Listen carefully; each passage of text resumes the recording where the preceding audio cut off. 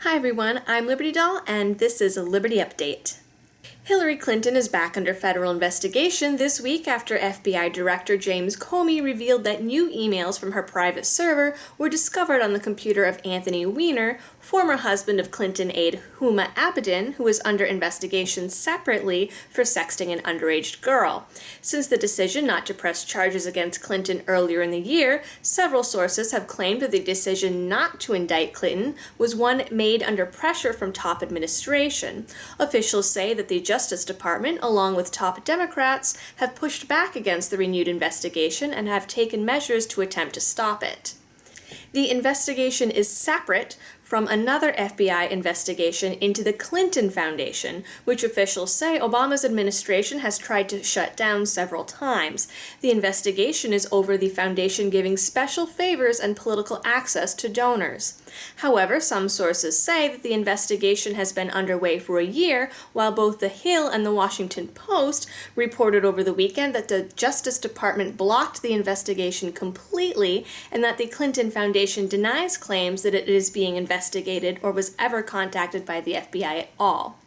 This is complicated by sources who, as reported by Fox and CNN, wish to remain anonymous for fear of professional repercussions. Those sources claim that not only is there an investigation, but that an indictment is likely, providing that Clinton doesn't win the election. The Wall Street Journal also reported that the investigation is ongoing and has been open for over a year, with the FBI's deputy director saying that while the Justice Department attempted to shut down the investigation, FBI officials did not allow that to happen. Many Hillary supporters are now taking a stance that it's only a federal investigation, as if that's okay, and often seem to confuse the Wikileaks emails with the emails being investigated by the FBI. In fact, on several occasions this week alone, I saw several people posting on social media asking for conservatives and third-partiers alike to just look through those Wikileaks emails and try to point out something bad. Previous reporting on Wikileaks emails aside, the emails being investigated by the FBI contained sensitive and classified information and were stored on a private server in a house in New York.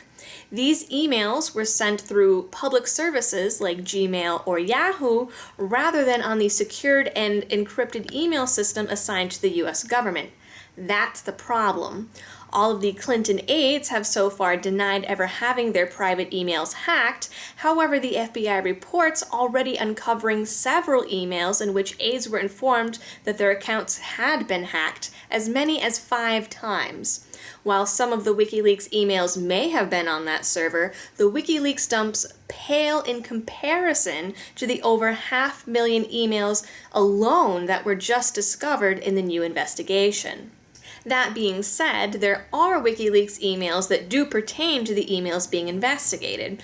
WikiLeaks brought to light recently that Hillary's campaign officials had no idea about how bad the email scandal actually was until it broke. The true depth of the situation was kept a secret from both her campaign manager and campaign chairman, who exchanged panicked, "Did you know about this?" emails with each other the same day the New York Times released the scoop. The issue had been kept locked tight in Clinton's inner circle, a circle who campaign manager Robbie Mook complained about in a 2015 email saying, "The secret shit has to stop." Behind Mook and Podesta's backs, the inner circle of Clinton aides exchanged emails about exactly how bad the email scandal was and talked off the record about how they had all used private emails because the state system was too clunky and difficult. Anne-Marie Slaughter, former director of policy planning for Hillary's State Department, said in one email that it was common practice among government employees to send sensitive documents to their private emails to work on them at home. Podesta was included in later emails, but Mook was still left out of the loop. The Clinton WikiLeaks hole keeps getting deeper and darker after revelations that the Clinton smear campaign against rival Bernie Sanders goes even deeper than originally thought. Several months ago, celebrity gossip Perez Hilton posted a photo of Bernie Sanders lounging by a pool in a swimsuit with a caption accusing him of lounging by the pool after accepting Wall Street money at a Martha's Vineyard fundraiser. The following week, the media was rife with stories of Sanders attending fundraisers with Harry Reid. Now, the photo was taken in Martha's Vineyard, and it was taken at the Democratic Senatorial Campaign Committee retreat, where Bernie was allegedly working to get more Democrats elected into Congress. But the photo was supplied directly to the media outlets by the Clinton campaign itself. The photo was an attachment on an email sent by Bill Clinton's chief of staff to Brian Fallon, Clinton's press secretary. The email chain went on to debate if the photo should be tweeted or simply given to the New York Post. Though the Post didn't run the story, the photo appeared on Hilton's blog the following day. MSNBC and CNN, both now known to be in the Clintons' pockets, ran with it, and both Bill and Hillary began attacking Sanders for taking Wall Street money, which is super ironic considering all the Wall Street money Hillary has taken for Wall Street speeches. The campaign finally responded to inquiries about the emails last week, but only after more emails questioning Hillary's physical and mental health were leaked. Last Monday, Wikileaks dropped emails from Podesta to Clinton's communications director, Jennifer Palmieri, that asked how bad is her head and any sense of whether and when she wants to talk. Clinton's inner circle also sent out several emails about Hillary's quote-unquote headspace, a term they drop pretty often in reference to her mental focus, memory, or even her ability to handle tasks. After doing particularly well with 2 different speeches, campaign vice chair Huma Abedin explains it as having good headspace or having gotten into the right headspace. Abedin also wrote of Clinton's New Hampshire campaign, quote, "She will be much more in the I'm here to fight for what I believe in headspace tomorrow," suggesting that Hillary's moods and mental state are on the sensitive side. The term is also used when discussing how overwhelmed Hillary was when babysitting her granddaughter in July of 2015.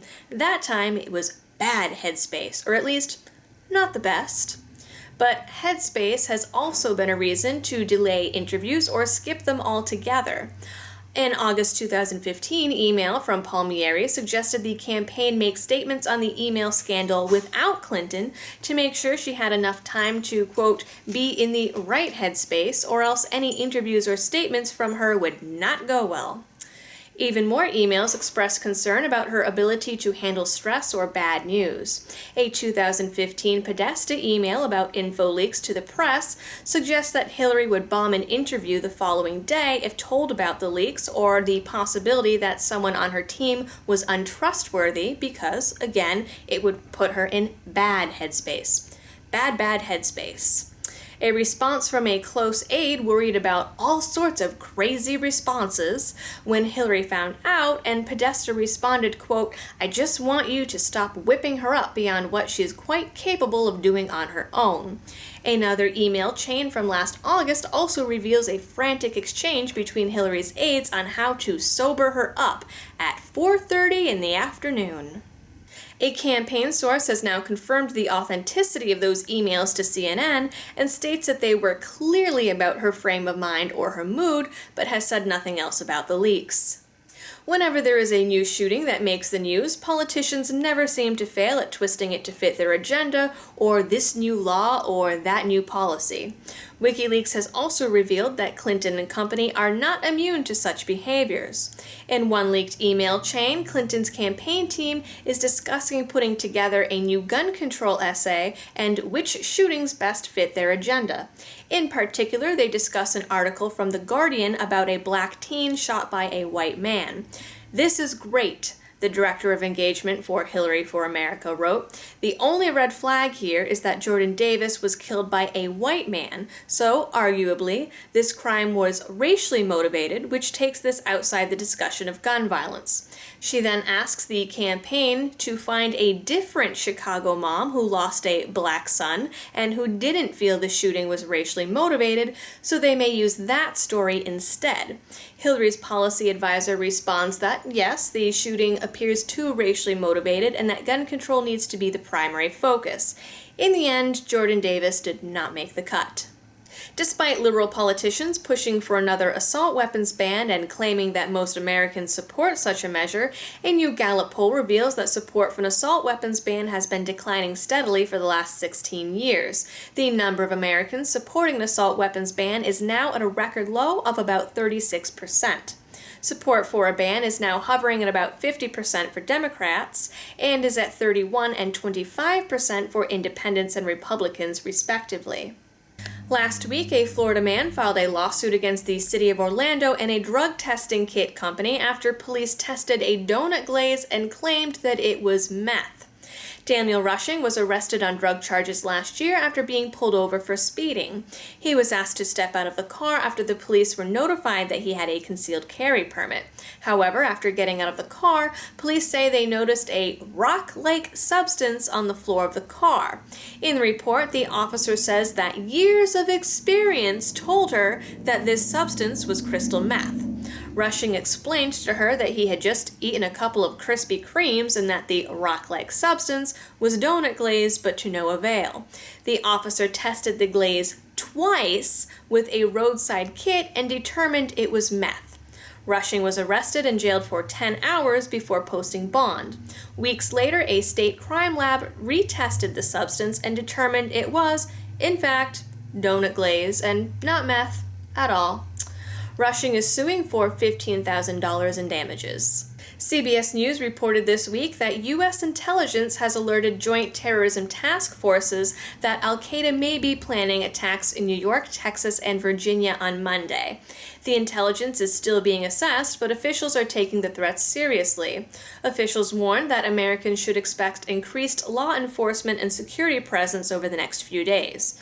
Reuters also reported that the NYPD is stepping up its work with the Joint Terrorism Task Force in preparation for Election Day.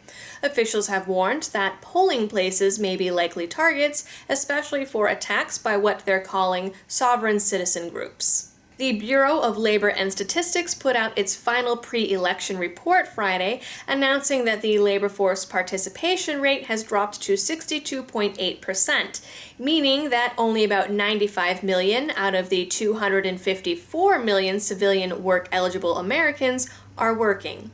This is the worst number on record, second only to a record low this past May. According to the Bureau, 80.5 million Americans were out of work when Obama took office. Despite claims of job and economy growth under the Obama administration, the number of work-eligible Americans who can't find a job has grown by roughly 15 million. Project Veritas Action released another hidden camera video this week, this time capturing union officials at a Communications Workers of America meeting, strategizing about the best way to lie to union members to push through Democratic candidates. In the video, Democratic pollster and political strategist Celinda Lake advises union leaders not to lie about issues like pensions, but instead to lie about candidates' positions on things like gun control. A Teamsters legislative liaison assures her that this practice is already in place. This prompts Lake to tell the group that with her company they'll be in good hands. Lake's firm, Lake Research Partners, works for a number of political organizations, including the DNC and Planned Parenthood. According to a recent survey at Yale University, 95% of conservative students feel unwelcome on campus, and 75% of the general student body agreed that the school is deliberately hostile towards conservative students. In response, the school's dean suggested that the animosity is due to conservative students being downright stupid. He blamed the sense of hostility on the pervasiveness of social media on campus, where he said that there is little tolerance for saying stupid things or holding dumb views. He later attempted to amend the statement, saying that he did not mean to say that conservatives are stupid, but the apology seemed half-hearted at best. Similar views have been exposed at other colleges throughout the country, with some conservatives being literally run off campus by their liberal counterparts who claimed the conservatives were being intolerant. Irony is fun. That concludes your Liberty-related news for the week. Please don't forget to like, subscribe, and share. And if the world hasn't ended on Tuesday, then I will see you all next week. Thanks for watching.